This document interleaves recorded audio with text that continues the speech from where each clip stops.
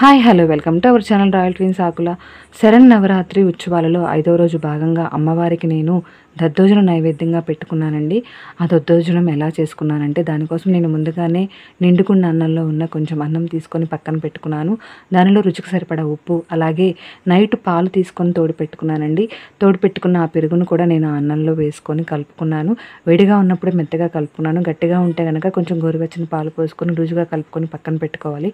అలాగే గ్యాస్ వెలిగించుకొని గ్యాస్ మీద ఒక బౌల్ పెట్టుకొని దానిలో 2 టేబుల్ స్పూన్ల నూనె కానీ నెయ్యి కానీ వేసుకొని తాలింపు మగ్గాక దాంట్లో పచ్చెనపప్పు, జీడిపప్పు, అలాగే జీలకర్ర, మినపప్పు, సన్నగా తరుముకున్న పచ్చిమిర్చి, ఎండుమిర్చి, కరివేపాకు, ఇంగువ వేసుకొని బాగా మగ్గించుకున్న తర్వాత ఆ తాలింపును తీసుకెళ్ళి మనం కలిపి పెట్టుకున్న పెరుగన్నంలో వేసుకోవటమే దద్దోజనం రెడీ అయిపోతుంది.